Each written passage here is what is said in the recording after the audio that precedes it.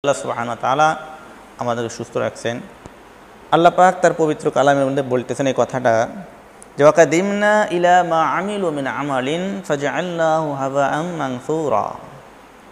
আমাকে বাদ দিয়ে অন্যকে সন্তুষ্ট করার জন্য যে সমস্ত আমল বান্দা করেছে প্রত্যেকটা আমলকে আমি ধূলিসাৎ করে দেব।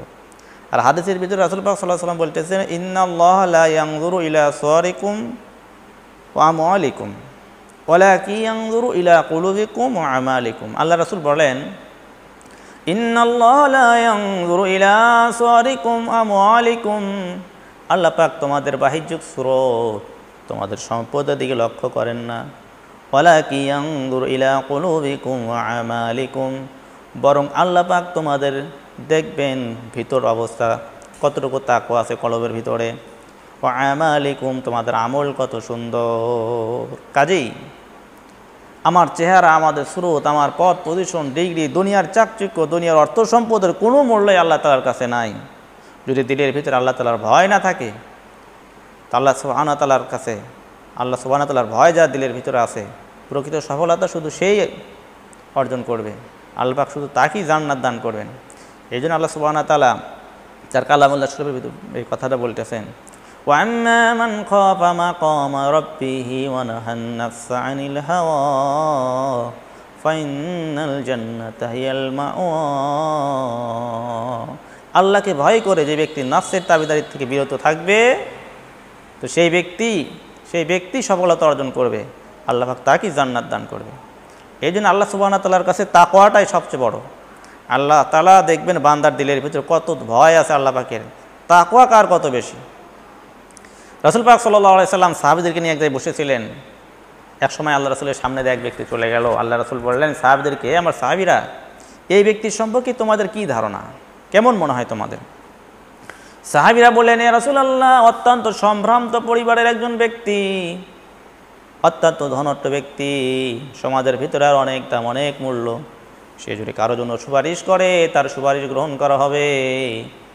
কোথাও যদি বিবাহের প্রস্তাব দেয় তার সাথে বিবাহ দেবে। সে জন্য কোনো কথা বললে তার কথাটা গ্রহণযোগ্য হবে, মানুষ তাকে সম্মান করে। আল্লাহ রাসূল কোনো কথা বললেন না। কিছুক্ষণ পরে অন্য এক ব্যক্তি আসলো। আল্লাহ রাসূল বললেন, এই ব্যক্তি সম্পর্কে তোমাদের কি ধারণা? সাহাবীরা বলল, ইয়া রাসূলুল্লাহ, এই ব্যক্তি অত্যন্ত গরিব ব্যক্তি, সমাজের ভিতরে আর কোনো মূল্য নাই, এর কথার কোনো দাম নাই, কারো জন্য সুপারিশ করলে তা গ্রহণযোগ্য হবে না, কোথাও বিবাহের প্রস্তাব দিলে কেউ এর সাথে বিয়ে দেবে না, এর কোনো মূল্য নাই। আল্লাহ রাসূল বললেন, শুনে রাখো, প্রথম ব্যক্তি দিয়ে যদি সারা দুনিয়া ভরে যায় তবু ওই দ্বিতীয় ব্যক্তির সমান হতে পারবে না। সুবহানাল্লাহ। তা আল্লাহ তাআলার কাছে তাকওয়াটাই বড়। আমার ডিগ্রি, আমার পদ পজিশন, দুনিয়ার অর্থ সম্পদ কত কার বেশি আছে এটা আল্লাহ পাক দেখবেন না। দিলের ভিতরে কার ভয় কত বেশি, আল্লাহ পাকের ভয় কত বেশি, তাকওয়া কতটুকু আছে, পরহেজগারি কতটুকু আছে, আল্লাহর হুকুম রাসূলের সুন্নত অনুযায়ী আমার জীবনযাপন চলতেছে কিনা, আল্লাহ তাআলার ভয়ে আমি আল্লাহ পাকের ইবাদত করতেছি না মানুষকে দেখানোর জন্য করতেছি, আমার দান সদকা, আমার নামাজ, আমার রোজা, আমার হজ, আমার ইবাদত বন্দেগী, এইগুলা যদি আল্লাহর ভয়ে না হয়, আল্লাহকে রাজি খুশি করার জন্য না হয়, যদি মানুষকে দেখানোর জন্য হয়, তো আল্লাহ তাআলার কাছে এই সমস্ত ইবাদত, এই সমস্ত ডিগ্রি, এই সমস্ত পদ পজিশন আর সুন্দর চেহারা আর সুন্দর পোশাক কোনো কিছুই আল্লাহ তাআলার কাছে গ্রহণযোগ্য নয়। এই জন্য আমার প্রত্যেকটা আমল করতে হবে ইখলাসের সাথে, আল্লাহকে রাজি খুশি করার জন্য। আল্লাহকে রাজি খুশি করে যদি আমি দুনিয়া ছেড়ে চলে যেতে পারি, দুনিয়াতে হয়তো আমার অর্থ সম্পদ থাকলো না, দুনিয়াতে হয়তো মানুষ আমাকে দাম দিল না, দুনিয়ায় মানুষ আমাকে চিনল না, কিন্তু আল্লাহ তাআলার কাছে এই ব্যক্তির অনেক দাম। আল্লাহ তাআলা এই ব্যক্তিকে আখিরাতে মহামূল্যবান পুরস্কৃত করবেন, অনেক বড় পুরস্কার দেবেন, চিরস্থায়ী জান্নাত, যে জান্নাতের নিয়ামতে আল্লাহ পাক তাকে খুশি করবেন, রাজি করে দেবেন, খুশি করে দেবেন। এই জন্য তাকওয়াটাই সবচেয়ে বড় বিষয়। আল্লাহ রাসূল বললেন যে আল্লাহ পাক তোমাদের সুরত সিরাত, তোমাদের অর্থ সম্পদ, তোমাদের গাড়ি বাড়ি, কার পজিশন কার বেশি আল্লাহ পাক দেখবেন না। এই জন্য তাকওয়ার সাথে প্রত্যেকটা আমল করতে হবে, আল্লাহর ভয় নিয়ে, আল্লাহর মহব্বতে প্রত্যেকটা আমল করতে হবে। এই জন্য আল্লাহ রাসূল বললেন হযরত মুআজকে, যে মুআজিন আখলিস দীনাকা ইয়াকফিকা আমালুল কলিল, হে মুআজ, ইখলাসের সাথে সামান্য আমল নাজাতের জন্য যথেষ্ট। তুমি ইখলাসের সাথে আমল করো, সে আমলটা ছোট হোক, যদি সে আমলের ভিতরে ইখলাস থাকে, এটা নাজাতের জন্য যথেষ্ট হয়ে যাবে। আর অনেক বড় ইবাদত, কিন্তু তার ভিতরে ইখলাস নাই, মানুষকে দেখানোর জন্য, আমি কিছু সম্পদ মানুষকে দান করলাম, তো মানুষ আমাকে দানবীর বলবে, এই আশায় আমি দান করলাম, তো এই দান আল্লাহর কাছে গ্রহণযোগ্য না। আমি নামাজ পড়লাম মানুষকে দেখানোর জন্য, এই নামাজ আল্লাহর কাছে গ্রহণযোগ্য না। আমি মানুষের উপকার করলাম, জনসেবামূলক কাজ করলাম, যেটা মানুষকে দেখানোর জন্য, কিন্তু আল্লাহকে সন্তুষ্টর জন্য না, এর কোনো বদলা আল্লাহ পাক দেবে না। প্রত্যেকটা আমল শুধুমাত্র আল্লাহকে রাজি খুশি করার জন্যই করতে হবে, তবেই আল্লাহ সুবহানাহু ওয়া তাআলার বদলা দেবেন। কাল কিয়ামতের ময়দানে এর প্রতিদান পাওয়া যাবে, তা না হলে এর কোনো মূল্য আল্লাহ পাক দেবেন না। হযরত আবু হুরায়রা রাদিয়াল্লাহু আনহু একটা হাদিস বর্ণনা করছেন যে কাল কিয়ামতের ময়দানে আল্লাহ সুবহানাহু ওয়া তাআলা একজন শহীদকে ডাকবে, বলবে যে তোমাকে যে আমি যে সমস্ত নিয়ামত দান করেছিলাম, তুমি কি শুকরিয়া আদায় করেছো। নিয়ামতকে তার সামনে তুলে ধরা হবে, সে ব্যক্তি দেখে চিনে ফেলবে, হ্যাঁ আল্লাহ এই সমস্ত নিয়ামত তুমি আমাকে দিয়েছিলে। তো আল্লাহ পাক বলবে, এই সমস্ত নিয়ামত পাওয়ার পরে তুমি কি শুকরিয়া আদায় করলে। শহীদ ব্যক্তি বলবে, আল্লাহ আমি তোমার এই নিয়ামত পাওয়ার পরে আমি তোমার রাস্তায় শহীদ হয়ে গেছি, আমার জানটা কোরবানি করে দিয়েছি তোমার রাস্তায়। আল্লাহ তাআলা বলবে, তুমি মিথ্যা কথা বলতেছো, কারণ তুমি এই কারণে জিহাদ করেছো, শহীদ হয়েছো, মানুষ তোমাকে শহীদ বলবে, মানুষ তোমাকে বীর বলবে। কিন্তু দিলের ভিতরে আল্লাহ তাআলার ভয় ছিল না, তাকওয়া ছিল না, আল্লাহর সন্তুষ্টির জন্য করা হয় নাই।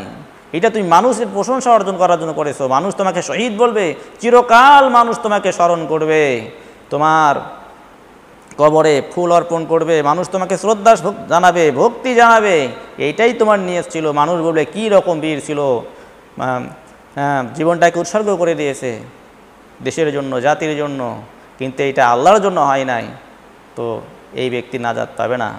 আল্লাহ সুবহানাহু ওয়া তাআলা বলবেন, তুমি মিথ্যা বলতেছো, এগুলা তোমার ছিল মানুষের সুনাম অর্জন করার জন্য, তো দুনিয়াতে তুমি এগুলো পেয়ে গেছো, কাজে ফেরেশতাকে অর্ডার করা হবে একে জাহান্নামে নিক্ষেপ করো, এরপর একে জাহান্নামে নিক্ষেপ করা হবে। নাউযুবিল্লাহ, নাউযুবিল্লাহ। এরপর আল্লাহ পাক একজন আলেমকে ডাকবে, আলেমকে তার নিয়ামতকে তুলে ধরা হবে, তার সামনে নিয়ামতের কথাকে স্মরণ করে দেওয়া হবে। আলেম বলবে, আল্লাহ হ্যাঁ হ্যাঁ তুমি তো আমাকে এই সমস্ত নিয়ামত দিয়েছিলে। আল্লাহ তাআলা বলবে, এই নিয়ামতের মোকাবেলায় তুমি কি শুকরিয়া আদায় করেছো। এইবারে আলেম বলবে, আল্লাহ আমি আলেম হয়েছি, মানুষকে এলেম শিক্ষা দিয়েছি। আল্লাহ বলবেন, মিথ্যা কথা বলতেছো, তুমি আলেম এই জন্য হয়েছো, মানুষ তোমাকে কারি বলবে, মানুষ তোমাকে আলেম বলবে, মধুর সুরে তুমি ওয়াজ করবে, মানুষ বলবে কত সুন্দর কণ্ঠ, কত সুন্দর আলোচনা, কি সুন্দর তার মুখের ভাষা, কত সুন্দর লালিত্য, তার মাধুর্য সৌন্দর্য তার কথার ভিতরে, মানুষ তোমার প্রশংসা করবে। দুনিয়াতে সেগুলো পেয়ে গেছো, মানুষ তোমার প্রশংসা করেছে, মানুষ তোমাকে আলেম বলেছে, কারি বলেছে, হাফেজ বলেছে, এইগুলা দুনিয়াতে মূল্য তুমি পেয়ে গেছো, আমার জন্য তুমি এ সমস্ত কিছু করো নাই। কাজেই ফেরেশতাকে অর্ডার করা হবে, একে জাহান্নামে নিক্ষেপ করো, এই আলেমকেও জাহান্নামে নিক্ষেপ করা হবে। নাউযুবিল্লাহ। কারণ তার ইলম আল্লাহর জন্য হয় নাই, তার ইলমের প্রচার সেটা আল্লাহর জন্য হয় নাই, হয়েছে নিজের নাম, যশ, খ্যাতি, প্রশংসার জন্য। কাজেই এই সমস্ত ইলম, এই সমস্ত আমল তার কোনোই কাজে আসবে না। এরপরে আল্লাহ পাক একজন দানবেরকে ডাকবেন। আল্লাহ তাআলা বলবেন, স্থায়ী নিয়ামত, আল্লাহ পাক তাকে যে সমস্ত নিয়ামত দিয়েছিল, এই সমস্ত নিয়ামত তার সামনে তুলে ধরে বলবেন, তোমাকে যে এত নিয়ামত দান করেছিলাম, কি শুকরিয়া আদায় করেছো। এইবারে এই দানবীর বলবে, মাবুদ তুমি আমাকে সম্পদ দিয়েছিলা, এমন কোনো দিনের রাস্তাই নাই যেখানে আমি দান করি নাই। তোমার রাস্তায় আমি দিন রাত তোমার রাস্তায় দান করেছি, প্রকাশ্যে গোপনে অনেক দান করেছি। আল্লাহ তাআলা বলবেন, তুমি মিথ্যা কথা বলতেছো, কারণ তুমি এগুলা করেছো মানুষের প্রশংসা অর্জন করার জন্য। মানুষ তোমাকে দানবীর বলবে, মানুষ তোমাকে দাতা বলবে, বাহবা দেবে, কত বড় দানবীর, মানুষ তোমাকে ইজ্জত দেবে, সম্মান দেবে, তোমার প্রশংসা করবে, এই জন্য তুমি এই সমস্ত করেছো। কাজে ফেরেশতাকে বলা হবে, একে জাহান্নামে নিক্ষেপ করো। এরপরে দানবীরকে জাহান্নামে নিক্ষেপ করা হবে, কোনো প্রতিদান সে পাবে না। এই জন্য বলতেছিলাম ভাই, ও দিনদার পরহেজগার মুসলমান মুমিনেরা, প্রত্যেকটা ইবাদত আল্লাহকে রাজি খুশি করার জন্য করতে হবে। আমল যদি ছোট হয় সেটাই নাজাতের জন্য যথেষ্ট হবে।